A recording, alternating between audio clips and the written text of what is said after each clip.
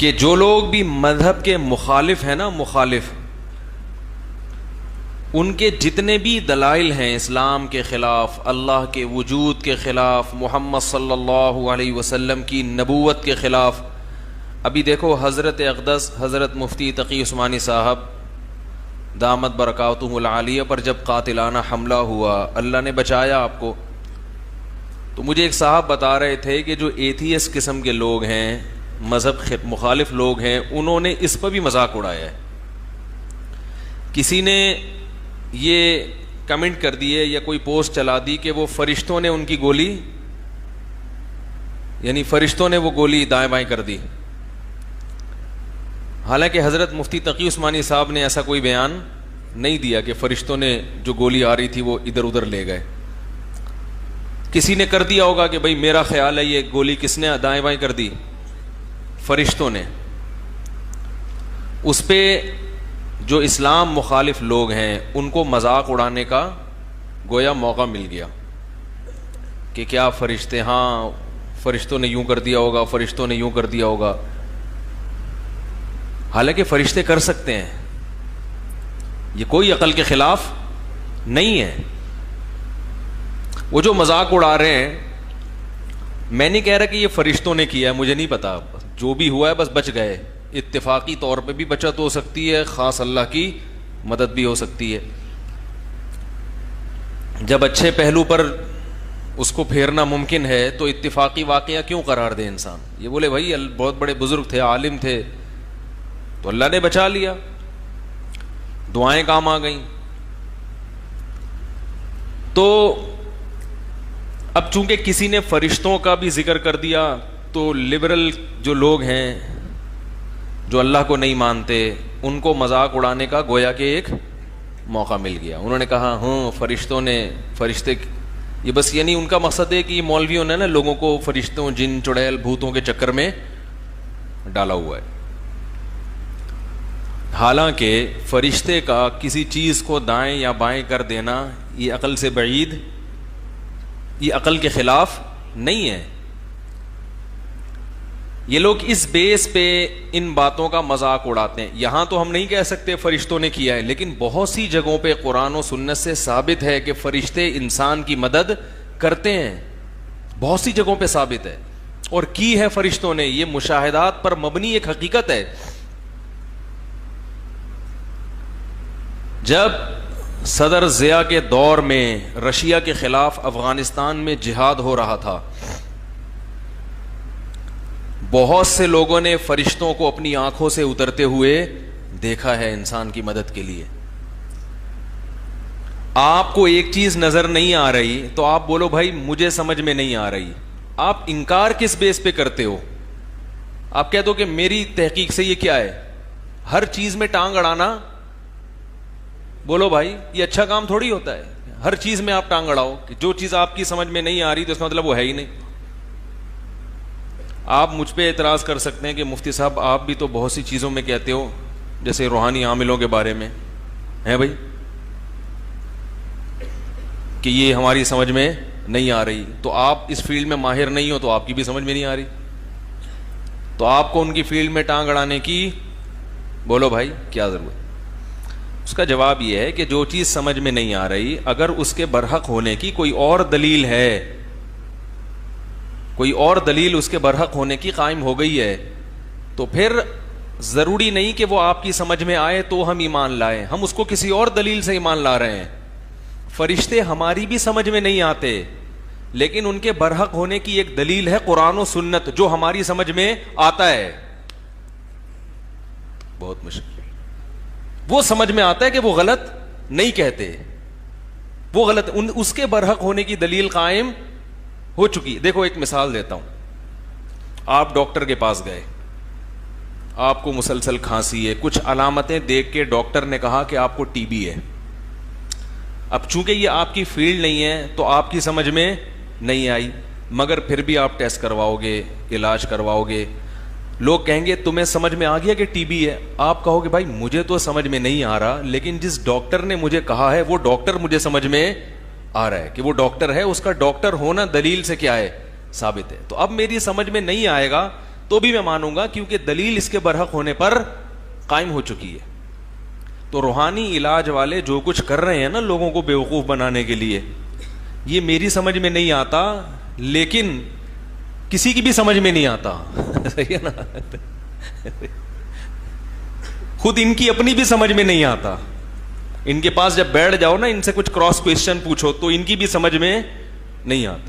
جنات جلا دیے, 10,000 جلا دیے, اس کے ساتھ اتنے جنات, اس کے ساتھ اتنی چڑیلیں, اور برحق ہونے کی کوئی دلیل ہے نہیں. کیونکہ برحق ہونے کی دلیل یا تو شریعت سے ہوتی ہے یا مشاہدے سے ہوتی ہے. یا تو اسلام کہہ دے کہ یہ ایسا ہے تو ہم مان لیں گے, یا مشاہدہ ہو جائے. نہ مشاہدہ ہے, مشاہدہ تو ان کے باطل ہونے پر ہے کہ ان کے پاس یہ کچھ ہوتا, جنات جلا دیے, جن سے یہ کروا دیا وہ کروا دیا. بہت سارے کام ان کے خود نہیں ہو رہے ہوتے. کیوں نہیں ہو رہے بھائی تمہارے؟ اب یہ ٹاپک پھر میں ادھر نکل جاؤں گا تو پھر موضوع چینج ہو جائے گا. عامروں کی اچھی خاصی دھنائی الحمدللہ ہو چکی ہے, اب وہ خود ہی آٹومیٹک ہو گئے ہیں. اب میں تو کافی حد تک چپ ہو گیا, وہ خود میرے خلاف آٹومیٹک چل پڑے, وہ خود ہی جا رہے ہیں میرے خلاف پوسٹیں بنا بنا کے بدنام کرنے کے لیے چلائے جا رہے ہیں. میں نے کہا چلو یہ خود پاگل ہونے کی دلیل ہوتی ہے. ٹھیک ہے نا. اچھا خیر, تو جب کسی چیز کے برحق ہونے کے اخبار, خبر, ثقہ آدمی کی خبر, یہ خود ایک دلیل ہوتی ہے کسی چیز کے برحق ہونے پر. فرشتوں کا وجود, فرشتے انسان کی مدد کرتے ہیں, اس پر اتنے تواتر سے روایات ہیں, اتنے تواتر سے لوگوں کے مشاہدے ہیں کہ آپ ان مشاہدوں کا انکار نہیں کر سکتے. قرآن و سنت نے تو بتایا کہ فرشتوں کا وجود ہے, وہ تو اللہ اس کے رسول نے بتایا, وہ تو ہمیں ان کے بتانے سے یقین آ گیا. لیکن اس کے علاوہ بھی اخبار ہیں. میں نے ایک واقعہ آپ لوگوں کو پہلے بھی بیان میں سنایا تھا کہ ہندوستان میں ایک مرتبہ ہندوؤں نے حملہ کیا مسلمانوں کی آبادی پہ. جو عینی شاہد ہے نا, ان سے میں نے یہ واقعہ خود سنا ہے. انہوں نے مجھے خود سنایا کہ ہماری بستی تھی جس پر ہندوؤں نے حملہ کیا. تو وہاں ایک بزرگ تھے, کیونکہ بزرگ الحمدللہ ہر دور میں ہماری تحقیق کے مطابق, بولو بھائی, ہر دور میں ہوتے ہیں. ابھی میرا پنجاب میں بیان ہوا تو وہ مجھے بار بار کہہ رہے تھے کہ ہمارے جو بزرگ ہیں ان پہ یہ اعتراض, یہ اعتراض, یہ اعتراض. میں نے کہا چلو مان لیا ہمارے بزرگوں پہ یہ اعتراض ہے, صحیح والے بزرگ لے آؤ. جیسے وہ منکرین حدیث بخاری مسلم کو غلط کہتے ہیں نا, ہم کہتے ہیں چلو فرض کر لو غلط ہے, تو صحیح نبی کے اقوال کی صحیح کتابیں کہاں ہیں؟ تو قرآن کی جو نبی نے تشریح کی ہے وہ کہاں گئی؟ تو ایسے ہی میں کہتا ہوں اگر ہمارے والے غلط ہیں تو صحیح والے تم سند کے ساتھ نبی صلی اللہ علیہ وسلم تک پیش کر دو کہ یہ میرے دادا بزرگ, یہ میرے پردادا بزرگ, یہ ان کے ابا بزرگ, اور یہ سلسلہ کہاں تک پہنچتا ہے؟ محمد صلی اللہ علیہ وسلم تک. تو ہم مان لیں گے کہ یہ والے صحیح تھے. اور وہی بات گھوم گھوم کے اگر آپ کہتے ہو نہیں میں بزرگوں کو مانتا ہی نہیں, میں تو قرآن و حدیث کو مانتا ہوں, تو اس کا مطلب ہے کہ آپ قرآن و حدیث کو بھی نہیں مانتے. کیونکہ جیسے جو حدیث کا انکار کرنے والا ہے وہ جب یہ کہتا ہے کہ میں صرف قرآن کو مانتا ہوں حدیث کو نہیں مانتا, تو وہ قرآن کو بھی نہیں مانتا, کیونکہ حدیث کو حجت کس نے قرار دیا؟ قرآن نے. تو اسی طرح جو کہتا ہے میں بزرگوں کو نہیں مانتا, یہ سب غلط ہیں, میں صرف قرآن کو مانتا ہوں, تو وہ قرآن و حدیث کو بھی نہیں مانتا, کیونکہ قرآن و حدیث کے مطابق امت میں کسی بھی زمانے میں بزرگ شارٹ نہیں ہوں گے. ٹھیک ہے نا, ہر دور میں بزرگ ہول سیل کے حساب سے موجود رہیں گے. یہ قرآن و حدیث سے ثابت ہے. نہیں آ رہی بات؟ ہاں اس میں فرق کرنا پڑے گا صحیح بزرگ اور غلط. تو آپ ہمارے والوں کو, جو ہمارے نہیں ہے صرف سب کے ہیں, تھے وہ سب کے, لیکن آپ نے چونکہ ان سے کنارہ کشی اختیار کر لی, اپنے دامن کو ان سے دور کر دیا, اب آپ کے پاس بزرگ ہے نہیں, تو آپ نے جو سب کے بزرگ تھے ان کو ہمارے کھاتے میں ڈال دیا کہ یہ آپ لوگوں کے ہیں اور آپ ان کا دفاع کر رہے ہو, حالانکہ وہ سب کے ہیں. آج اگر کوئی امام بخاری پر اعتراض کرتا ہے تو ہم سب دفاع کریں گے نا. اب وہ کہے کہ تم اپنے بزرگوں کا دفاع کر رہے ہو, بھائی یہ ہمارے نہیں ہے تو سب کے ہیں.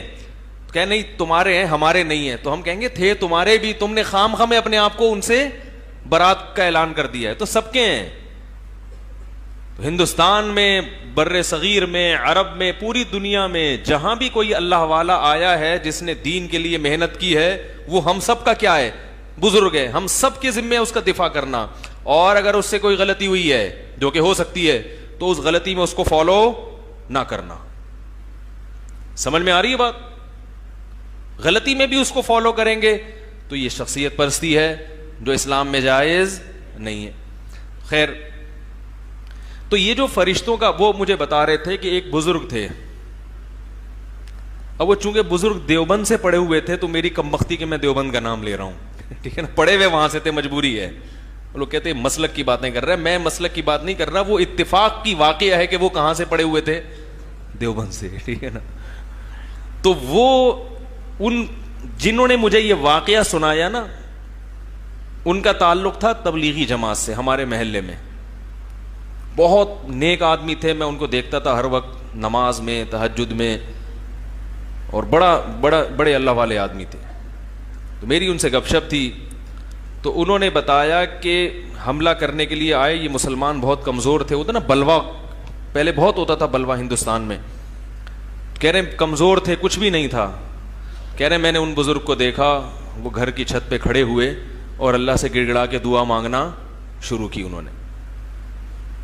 کہہ رہے ہم نے اپنی آنکھوں سے گھوڑوں پر فرشتوں کو اترتے ہوئے دیکھا ہے, گھوڑوں پر اترتے ہوئے دیکھا, اور پھر پوری فوج نے ان پہ حملہ کیا, ان کو مارا, قتل کیا, بہت سے فرار ہو گئے, بھاگ گئے.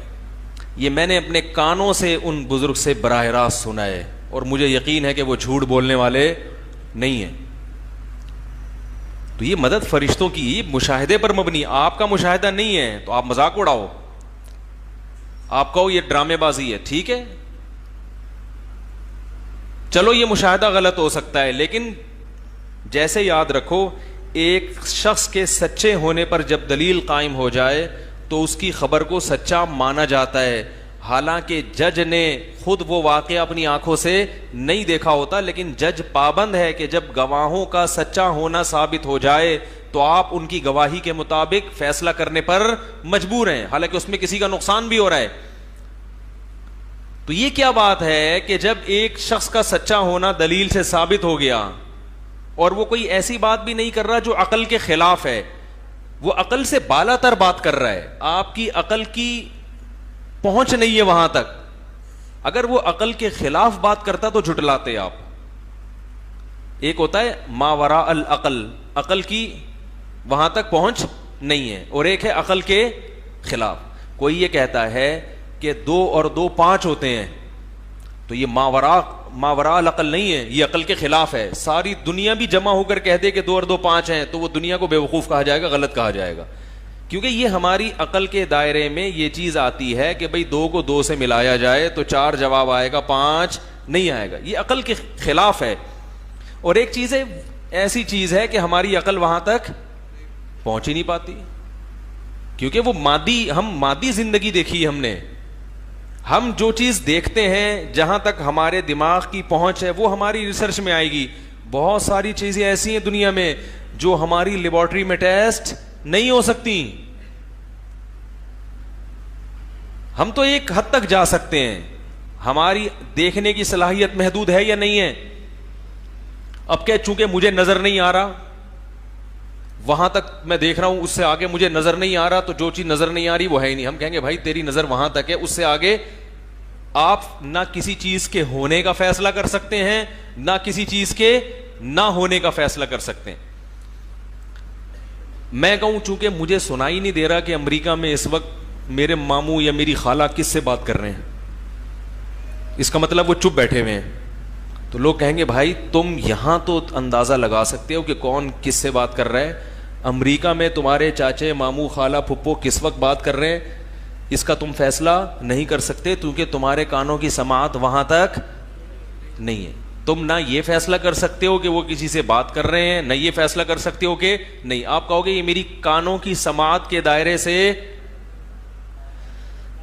باہر کی چیز ہے یہ, تو اس میں توقف, کسی اور دلیل سے ثابت ہو گیا, خاموش رہنا تو مان لیں گے, کسی اور دلیل سے ثابت ہو گیا بولنا تو مان لیں گے کہ بول رہے ہیں. سمجھ رہے ہو کہ نہیں سمجھ رہے؟ تو یاد رکھو جب کانوں میں سننے کی صلاحیت محدود, ناک میں سونگھنے کی صلاحیت محدود, آنکھوں میں دیکھنے کی صلاحیت محدود, تو یہ دنیا میں کون سا پاگل سائنسدان ایسا پیدا ہو گیا جو کہے کہ دماغ میں سوچنے اور ہماری مشینوں میں تحقیق کی صلاحیت محدود نہیں ہے, ہم فرشتوں کو بھی ریسرچ کر کے بتا سکتے ہیں کہ وہ ہیں یا نہیں ہے. بھائی نہیں ہے, آپ کی بھی ایک دائرہ ہے, اس سے آگے آپ ترقی نہیں کر سکتے, اس سے آگے آپ بڑھ ہی نہیں سکتے ہیں.